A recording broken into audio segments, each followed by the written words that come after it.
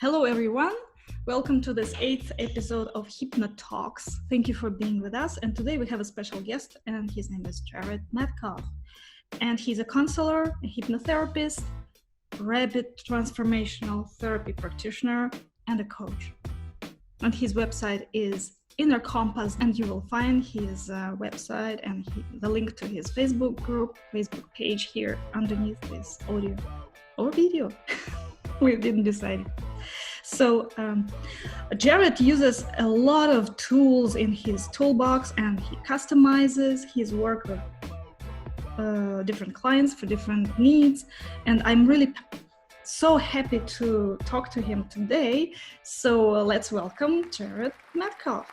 And today we have a special, I guess we have a special episode because maybe one of the series, because Jarett had a genius idea that we should talk about this C topic that we have here in our community right now.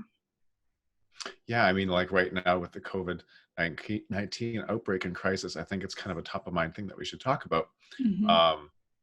And I think it's really relevant for everyone. I mean, I'm finding it with my clients and with my community that I have online. I think the more we can really address all of the uncertainty that people are feeling and all the fear and the stress that is coming from that and how that actually affects your body and your immune system, I think is an important topic right now, because everyone's really afraid of the virus, but what we're not talking about is the fear epidemic that is actually in some ways a greater magnitude at this point than the crisis itself.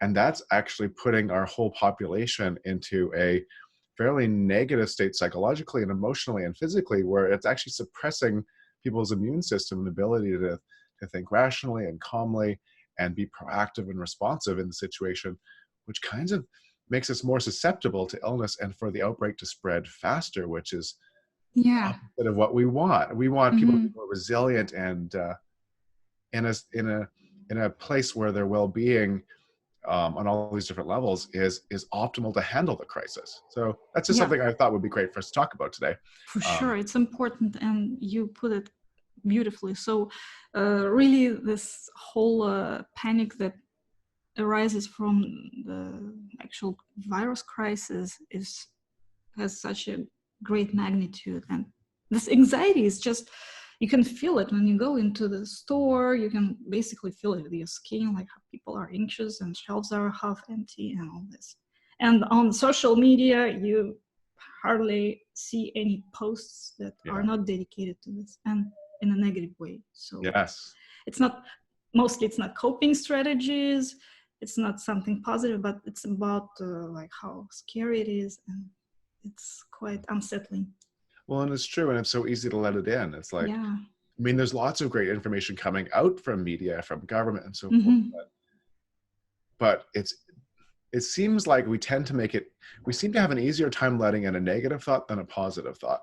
And once we accept that thought, then we get in that loop, and then we're caught in a psychological trap where it's like we're just seeing negative, we're feeling negative, and even though you may not personally have yet been experiencing this epidemic, in some ways it's as real for you as the person who's in the hospital, and that's not good for you, and it's not good for your relationships, it's not good for your well-being, it's not good for anything, because I think the best thing that we can do is to bring our stress levels down so we can proactively work within the guidelines that they're putting out to help each other, and be able to give and serve to the best of our ability, and be in a state where we can cope in a healthier way.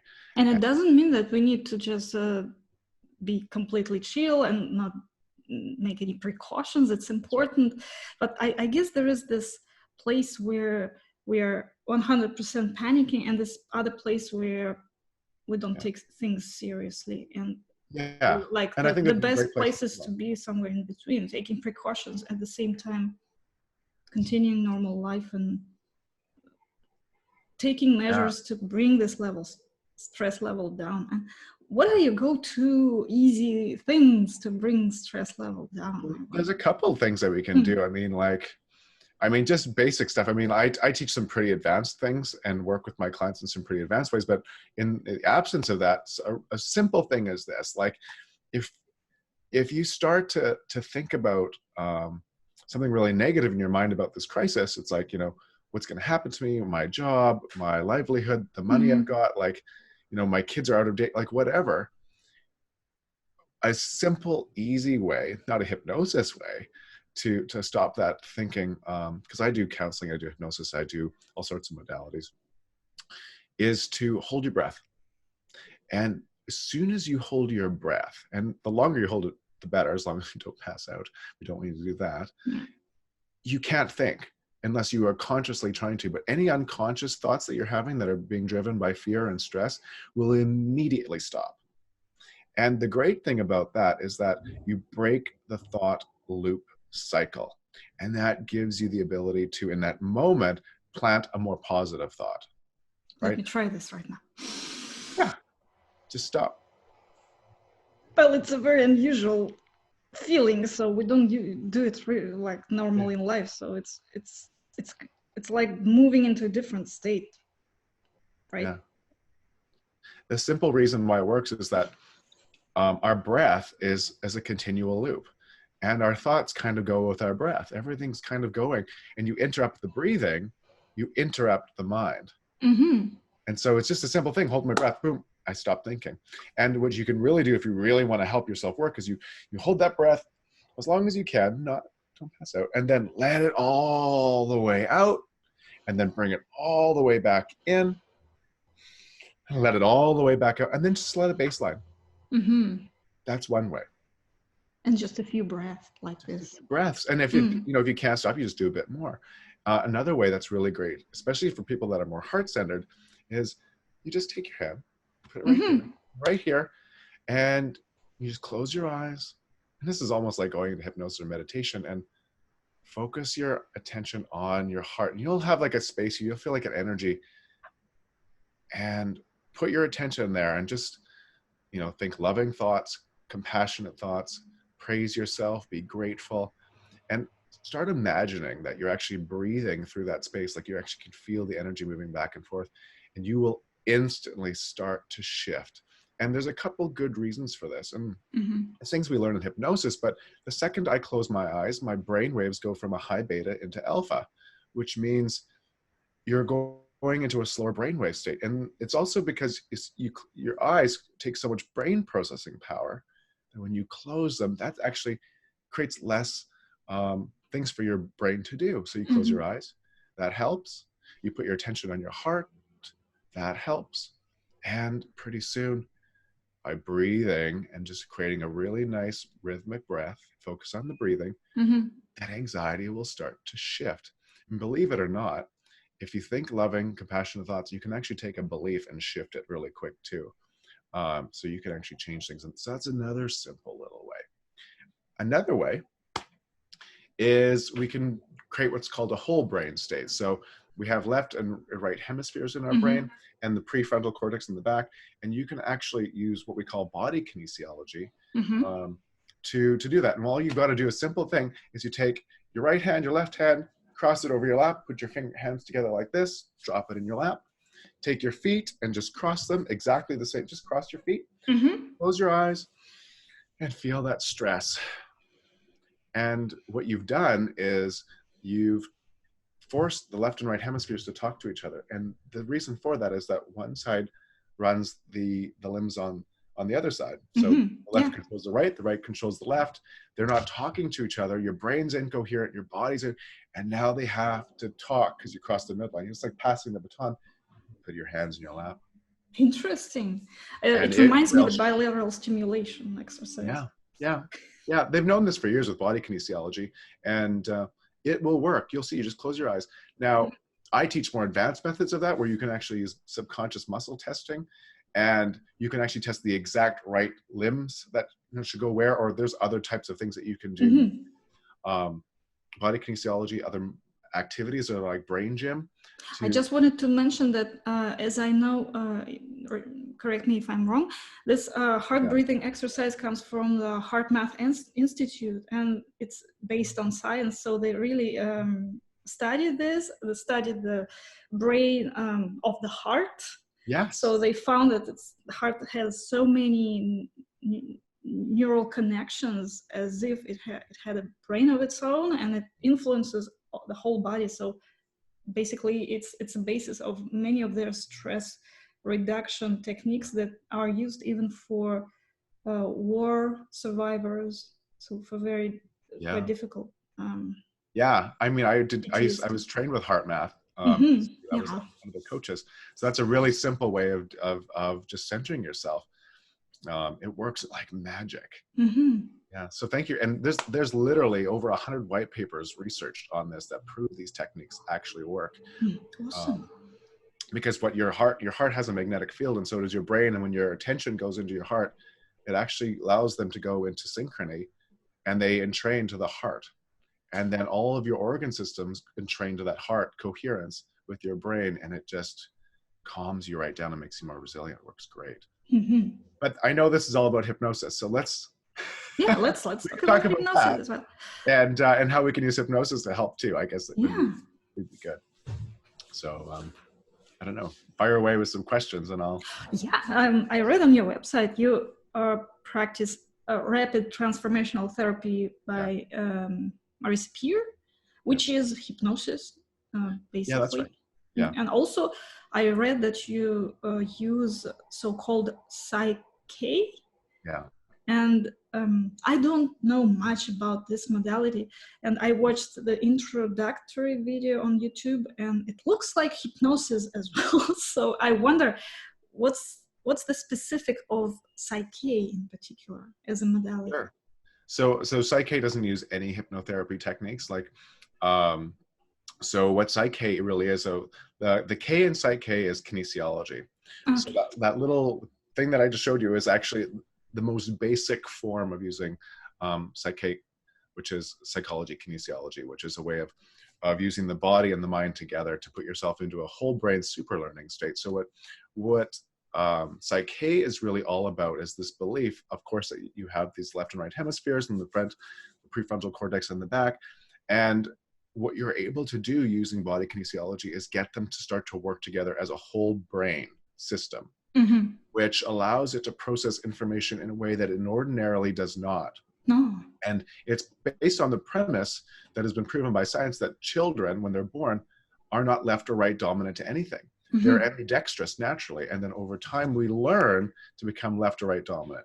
And that actually impairs us because the different hemispheres of your brain are generally more capable of doing certain things, right? So some parts are more focused on logic and reasoning, other parts are creativity and intuition and so forth. And this brings everything in your mind together so that when you're processing information, you're actually able to look at it and utilize it in many different ways. And how this is generally used is two key ways. One, to program in new beliefs at rapid speed. So what might take someone a month or two using rote repetition to reprogram the brain, just like we're taught in school, like say your multiplication tables hundreds of times and it will become unconscious. Or if you're learning to drive, you just keep driving until it becomes an unconscious habit.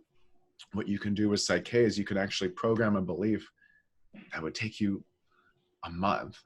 You can do it within seconds to minutes by putting yourself there first. And I've proven, I mean, I'm a product of the product. I've changed hundreds and quite probably thousands of my beliefs now from that, because we know that the conscious mind is wide open between the age of 0 and 6. And so we just take in all of the conditioning that our parents or in our society and our family members have, and that just becomes a huge part of who we are. And we don't consciously know what that is, but it runs so much of our life up to between 94 and 98% of the average person between their late 20s and onward is habitual subconscious habit programming. And what we're able to do with PSYCH-K through muscle testing is to find out what they are, and then we can change them from something disempowering to empowering in minutes. So that's one thing we use it for. And the second is to get rid of stress. And that works really well. So we use different tools to identify what is the stressor, and then what is the best way for you to release that stress. And one of the awesome ones that we use, it's called the past, present, future stress balance. And you can take someone who's had PTSD for decades, war or from terrible abuse that they've experienced or trauma. And it will take that trauma and it will just subconsciously, there's nothing the practitioner is doing other than taking the person through the facilitation process, and the subconscious processes that information in a way and releases it and heals them forever. And so, you know, we don't have to use EMDR, you don't have to use all these different types of processes that we have traditionally used that take time and can be quite difficult, and make it so simple. The other thing that it's super good for is programming in goals. So our goal, our brain is literally, our subconscious mind is wired for goal achievement. We have something called the servo mechanism in our brain that they've known about since the 70s. And whatever your subconscious is programmed to be achieving, it will just focus on it, just like the autopilot system in a plane. And so what we're able to do with PSYCH-K is you can program in a goal statement, and once that's in, you're off to it. And it will do whatever it has to do to make you achieve your goal. So where someone might not be finding that they're getting anywhere with their goals, or they're self-sabotaging, it will put you on the path to achieving, because it's part of it. And we go through a set of steps where your subconscious knows what it has. A big reason why people don't achieve goals is that the subconscious mind, it doesn't know when you achieved it. So it's confused about what it needs to do. So those are really cool things that we do to make sure that the subconscious knows exactly what this goal achieved means and what the goal is, and we put it in, and we can put it in instantly. So it works phenomenally. It's an amazing tool. I use it so much, and I use it very much in tandem. It's been around for some time. I saw like 80s it was invented, like yeah. So it's very proven. There's like, there are practitioners all over the world. It gets phenomenal results. Interesting. Wow. Thank you so much for sharing this. And what's your favorite tool? Is it probably this one? Is it one of your favorite because you talk about it with such passion? Oh, I love it. I mean, so for me, like my mission, my company is this. So it's like, I've learned, I was a trained counselor. You know, I'm a high performance coach, prosperity, success coach. I do counseling. I used to do a lot of counseling. I don't really do it as much anymore. And hypnotherapy, the various forms like counseling, hypnotherapy, and clinical, and now the RTT. And my mission has always been this. I want the fastest, simplest, easiest, most effective, most efficient, most accessible and enjoyable tools and techniques to help my clients. And so I'm always on the lookout for like something that meets those criteria. PSYCH-K is such a tremendous tool because the subconscious doesn't lie. It's going to tell you what's in there. And since it teaches you how to dialogue with it using muscle testing, and muscle testing in a way that is incredibly precise. Maybe the last question here is, can you tell us a short story of some transformation that really amazes you, that you just like to tell your friends or your colleagues or other people, just how amazing this turned out? Some transformation for somebody? Well, quite a few, but I can, if I can talk, I tend to not talk about my clients too much, but I had a client, this is just interesting, but it's like, he was wanting to work in the video game industry for about 6 years, and he could not get a job. And I worked with him for about 5 months with my coaching program, where it's all full on mindset stuff and then just your overall approach to achieving success and getting results. And, you know, we found so many things, right? It was like, you know, the I'm not enough, the I'm not worthy, there are so many other people that are better than me at this, so I can never get this, to, you know, I can never actually get better because I'm afraid to show my work because I don't want to be criticized and judged, so I can't get a mentor. It was just like endless things. And we transformed all those beliefs and the perspective. And within 5 months, he got a job. And not only did he get the job, he got the job in the company he wanted to work on the game he wanted to work on, you know, with a lead that he is from the same home country and loving his job, and he's only 5 minutes from home. Like, total awesome transformation. And it was actually funny because he used to be quite like, you know, more disheveled looking. And then one day I saw him in our meeting. I was like, it's like he looked like a different person. You know, he was all shaved and he looked good and he looked confident, he looked happy, and it just works like that. So that was one. And that's kind of minor compared to my own story. So like I had Crohn's disease for at least 20 years, since I was in my early 20s. And I always thought it was physical. And then when I learned rapid transformational therapy, so I had already been a therapist and a counseling hypnotherapist. But when I was taking my rapid transformational therapy training, I actually did a session with Marissa Peer. So Marissa Peer was doing our training on the ground here in Vancouver, actually. And I was in so much pain. I almost didn't even go to the training. I actually had to force myself in the car that I was in to get to University of British Columbia to actually do the training. And then she was offering free sessions, which she doesn't do anymore. She's not actually even practicing anymore. She just teaches. And I think she's worth like over $10,000 or $20,000 sessions because she works with like billionaires and Olympic athletes and stuff. And I had to get up in front of the entire class and do this hypnosis session with her as she did it. And the intention was to find out what the root cause of this was. And I actually really didn't think we would find anything. I never think I had any issues, to be honest. I was like, I'm pretty clean. I do this for a living. And I just thought, maybe it could be, my beliefs.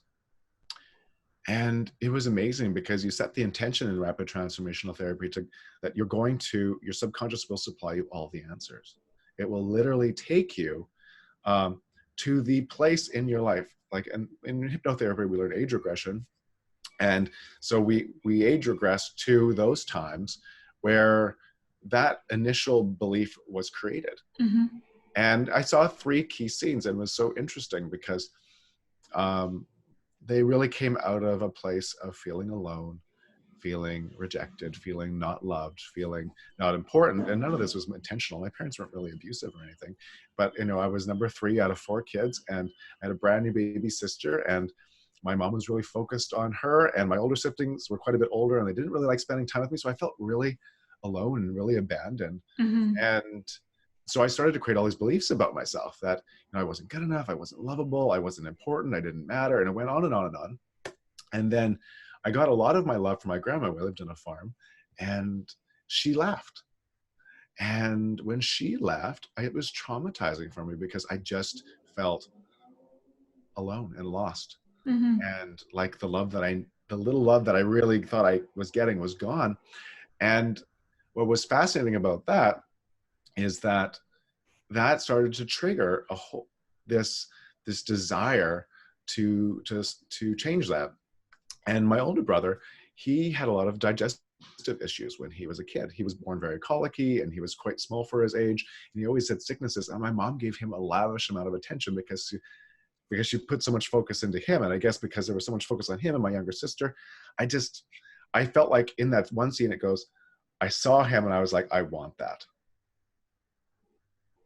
And that got planted in my unconscious. And then the next scene showed me drinking a bottle of lactase, or drinking which was in the 80s, like a form of lactose, a milk that didn't have lactose in it, because I would start to get ulcers.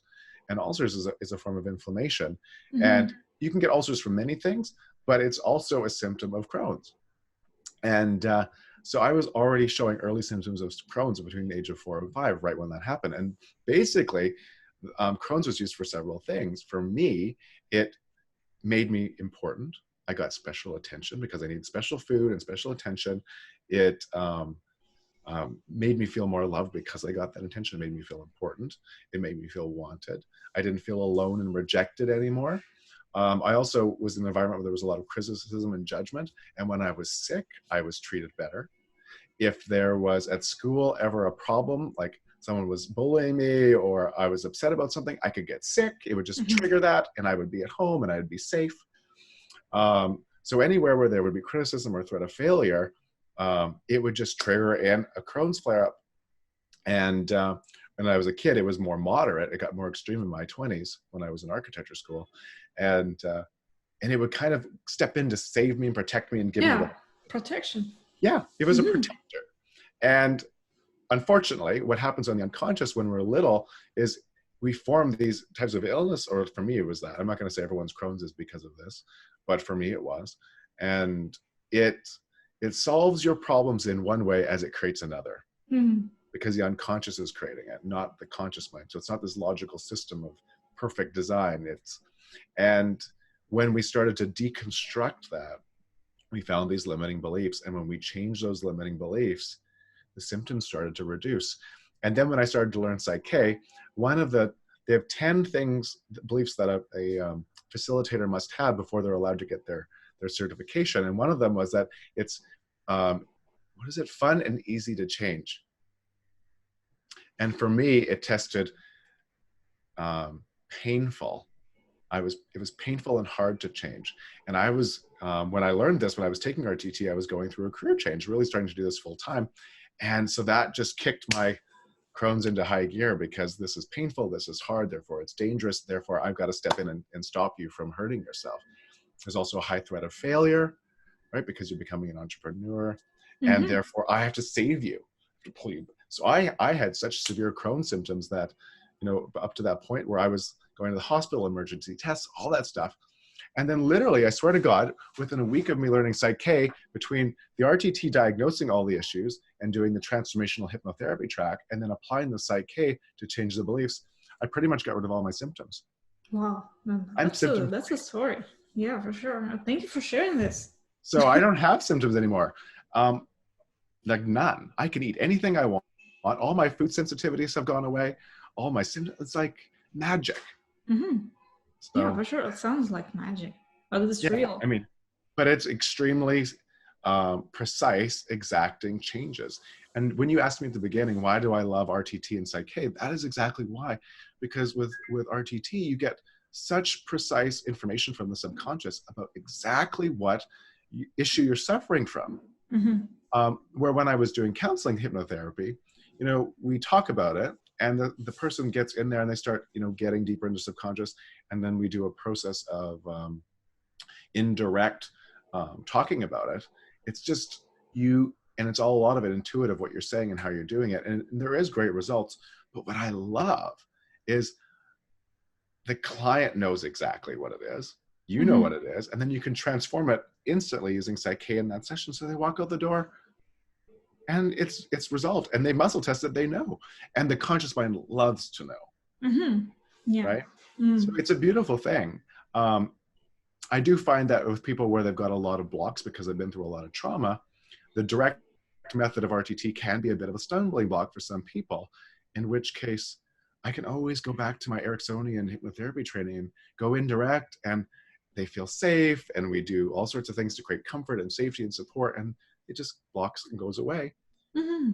Or awesome. You have a very diverse set of tools that you can adapt to different people and different personalities and different situations, which is amazing. Yeah. So it's, what I might have done in like 10 sessions in counseling, I can do now in 1 session to 2 with these techniques. It's just we're in a different time. The leading edge tools that we have now are just. We live in an interesting time. Yeah. Don't we? Yeah, it's so good. I love what I do. It's so good. We're so lucky what you and I do. Thank you so much for sharing all this information, taking time to talk today, and it was lovely. And for sharing your personal story as well. How they say your personal story is very holds a lot of strength in it, right? Yeah. Thank you for telling all this and explaining how it works, and so interesting for me personally. Oh.